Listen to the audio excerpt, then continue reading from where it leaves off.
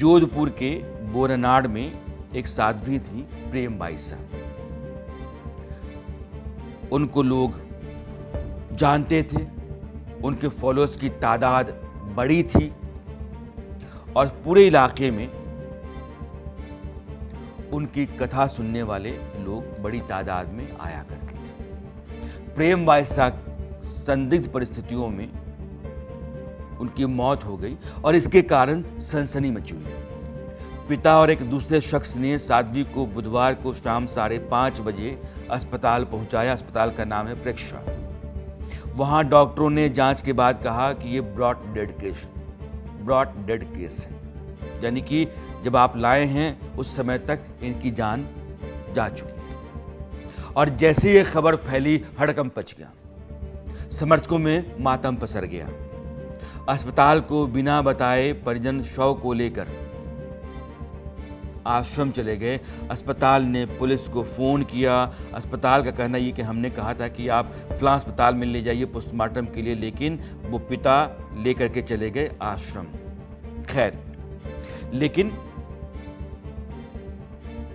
साध्वी पिछले 1 साल से एक विवादित वीडियो, 1 साल मत कहिए, 6 महीने, जुलाई से लेकर के आज तक 6 महीने एक कंट्रोवर्शियल वीडियो को लेकर के तनाव में थी। उनकी मौत पर सवाल तब हुए जब मौत के करीब 4 घंटे बाद रात 9:30 बजे उनके ही इंस्टाग्राम अकाउंट से एक भावुक पोस्ट होता है। उनकी तरफ से पोस्ट में क्या लिखा गया था, अब मैं आपको बताता हूं। साध्वी ने अपनी पोस्ट में लिखा कि पूज्य सभी संतों को प्रणाम। मैंने हर एक क्षण सनातन प्रचार के लिए जिया। दुनिया में सनातन धर्म से बड़ा कोई धर्म नहीं है।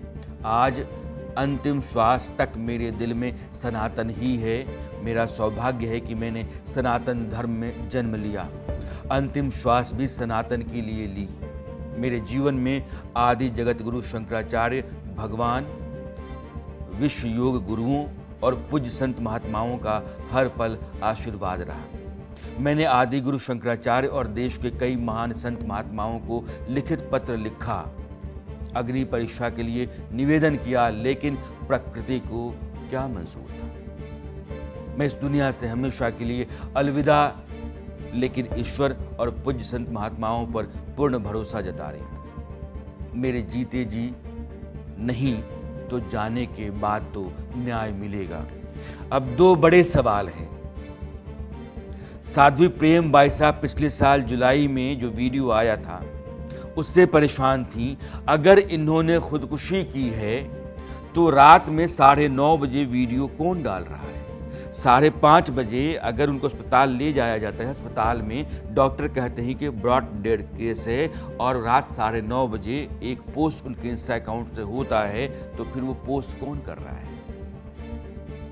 जो वीडियो आया था जिसको लेकर के कहा जा रहा है कि वो बहुत परेशान थी, तनाव में थी, उस वीडियो में वो अपने गुरु पिता से गले मिल रही हैं, जिसके बाद ये कहा जाने लगा कि ये वीडियो जो है ना वो गलत मानसिकता से, ये गलत मानसिकता को दिखाता है। साध्वी का वो सच दिखाता है जिसको समाज साध्वी से जोड़कर कभी नहीं देखता है। ये संत समाज के ऊपर बदनुमा दाग है वीडियो। उनके बारे में तरह तरह की बातें कही गई और कहा यह जाता रहा है कि इस वीडियो के कारण वो अवसाद में रही, तनाव में रही। साध्वी ने तब सार्वजनिक रूप से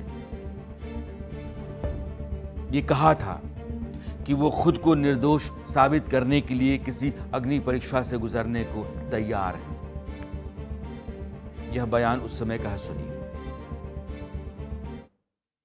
मौके का फायदा उठा करके उस एडिट वीडियो को वायरल किया है। आप एक बात बताओ, जिस बेटी की जिंदगी में छोटी उम्र में माँ इस संसार को छोड़ करके चली जाए, ना तो उसका कोई भाई है ना कोई बहन है, एक पिता ही उसकी जिंदगी में, बचपन से पिता ने उसका लालन पालन पोषण किया, उसको बड़ा किया, शिक्षा दी,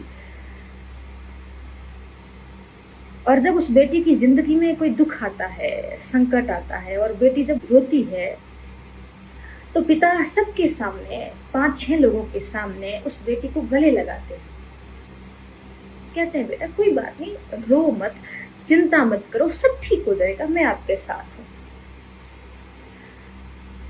तो पास में खड़े किसी व्यक्ति ने पता नहीं कैमरा रखा, मोबाइल रखा, उससे वीडियो बनाया और उस वीडियो को एडिट किया और जो पास में 4-5 व्यक्ति खड़े थे उनको कट किया, वीडियो एडिट करके आज वायरल किया है। पश्चिमी राजस्थान में ऐसे कई असामाजिक तत्वों की वजह से कई बेटियों ने अपनी यह लीला समाप्त कर दी है, लेकिन मैं इतनी कमजोर नहीं हूं। ईश्वर मेरे साथ है, जो करेगा सो भरेगा, जिसने किया है उसे सजा जरूर मिलेगी। प्रेम बाईसा का यह बयान आपने सुना। वो कह रही कि मैं इतनी कमज़ोर नहीं हूँ, जो करेगा वो भरेगा। यह वीडियो मेरे पिता के साथ मेरा है। पिता आए थे और बहुत दिनों के बाद मुलाकात हो रही थी, तो भावुक पल थे पिता पुत्री के बीच में। इस वीडियो को गलत तरीके से एडिट किया गया और गलत मतलब निकाल करके उनको बदनाम करने की साजिश की गई। लेकिन मैं डरी नहीं हूँ, मैं कोई भी गलत फैसला नहीं कर सकती हूँ। उनके बयान से यह मतलब आप निकाल सकते हैं। और सवाल ये है कि जुलाई में जो घटना है, जो वीडियो है, जनवरी के आखिर में आकर के कोई साध्वी अगर खुदकुशी करती है तो 6 महीने और साथ में गुजारने के बाद उसको 6 महीने बाद इतनी यंत्रणा या इतना दबाव महसूस होता है कि वो चाहती है कि अपनी जीवन लीला समाप्त कर दे। यह स्टोरी, यह खबर उठाने का कारण ये है कि दरअसल इसकी असलियत कुछ और भी हो सकती है। जो अपने लिए लगातार लड़ने का दावा कर रही है महिला, लोगों के बीच में वो साध्वी के रूप में है। इस वीडियो के बाद भी उसकी पॉपुलैरिटी, लोकप्रियता कम नहीं हुई। उसी तरीके से लोगों के बीच में प्रवचन करती रही, धर्म प्रचार करती रही। फिर ये सुसाइड कैसे है? और 5:30 बजे जिस महिला को डॉक्टर कहते हैं कि इनकी मौत हो चुकी है, उसके सोशल मीडिया प्लेटफॉर्म इंस्टाग्राम से रात के 9:30 बजे उसकी तरफ से पोस्ट कहां से आ जाता है? इसलिए सवाल है। ऐसे में पुलिस, परिवार और वहां के राजनेता क्या कह रहे हैं, जानना जरूरी है। देश की चिंता जो आप देखे वो हमें मंजूर है। आप में ही भगवान का स्वरूप है, आप में ही से भगवान का अंश विद्यमान है। आज इस वक्त हर इंसान के इस घड़ी में सबके अंदर भगवान ही है जो सेव करे। आपने जो उचित लगे वो करवा दे, उनको न्याय दिला देना। साध्वी जी हैं, उनके लिए उनके जो परिजन हैं उनके द्वारा बताया गया कि कल परसों से उनकी थोड़ी बहुत तबीयत खराब थी, जिसके ऊपर कल उनका जो प्राथमिक एक बार किसी से इंजेक्शन जो लगाया था, बाद उसके उनकी तबीयत खराब होने लग गई, जिस पर उनको कोई प्राइवेट हॉस्पिटल लेके गए। प्राइवेट हॉस्पिटल जब उनको लेके गए तो वहां पर उन्होंने बता दिया कि ये अब नहीं है अलाइव। बाद उसके उनको एमजीएच मोर्चरी लेके आए और एमजीएच मोर्चरी में अब मेडिकल बोर्ड का गठन कर उनके द्वारा पोस्टमार्टम की कार्यवाही करवाई जा रही है। साध्वी प्रेम बाईसा के श्री चरणों में श्रद्धा सुमन अर्पित करता हूं। और जो भी घटनाक्रम हुआ वो काफ़ी दुखद रहा। मारवाड़, जोधपुर वो एक अपनायत का शहर रहा है। वहाँ पे इस तरीके की घटना हो जानी ये वाकई दुखद है। परिवार को ईश्वर हिम्मत दे और निश्चित रूप से जांच होनी चाहिए। जो भी तथ्य है वो प्रदेश के सामने, सबके सामने आनी चाहिए। निश्चित रूप से न्याय मिलना चाहिए। यह मामला संदिग्ध है, जांच जरूरी है, इंसाफ की मांग वाजिब है।